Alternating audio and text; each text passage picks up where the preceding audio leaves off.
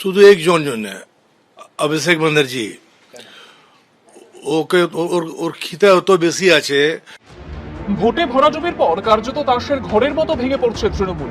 বিধানসভায় পরিষদীয় দলের রাশ মমতা বন্দ্যোপাধ্যায়ের হাত থেকে বেরিয়ে গেছে। সংসদেও তৃণমূল সাংসদদের বিদ্রোহী হওয়া কার্যত সময়ের অপেক্ষা।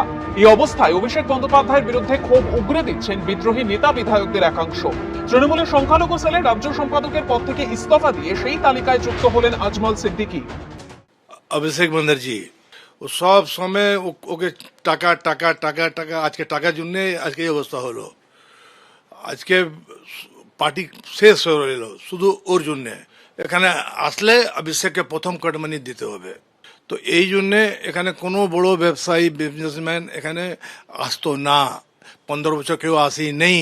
বাঙাল বহুত পিছনে চলে গেছে শুধু একজনের জন্য, অভিষেক ব্যানার্জির জন্য।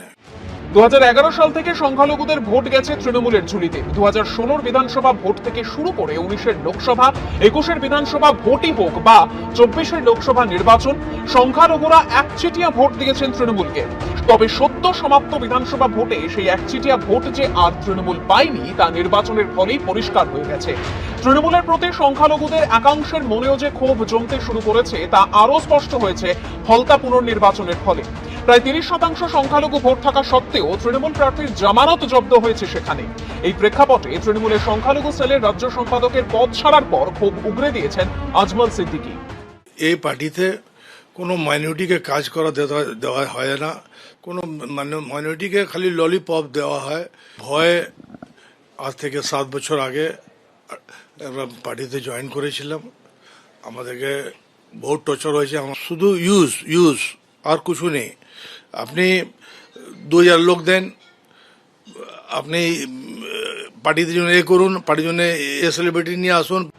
এতদিন তৃণমূলের সংখ্যালঘু সেলের রাজ্য সম্পাদক ছিলেন, পদত্যাগ করেই তৃণমূলের বিরুদ্ধে ক্ষোভ উগরে দিয়েছেন। পাশাপাশি তার গলায় শোনা গেছে রাজ্যের বর্তমান মুখ্যমন্ত্রী শুভেন্দু অধিকারীর প্রশংসা।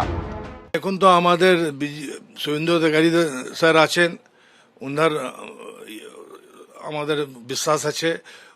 উনিও আগে বলেছেন কি ফলস কেস দেওয়া যাবে না এই গভর্নমেন্ট থেকে, উনি বলেছেন। তো ওনার উপরে বিশ্বাস আছে। উনি আমাদেরকে সবাইকে নিয়ে সেকুলার সবাইকে নিয়ে চলবেন, উনি বলেছেন সবাইকে নিয়ে চলবেন, এটা আমি বিশ্বাস আছে। শনিবারই তৃণমূল নেত্রী মমতা বন্দ্যোপাধ্যায়ের কাছে ইস্তফা পত্র জমা দেন আজমল সিদ্দিকী।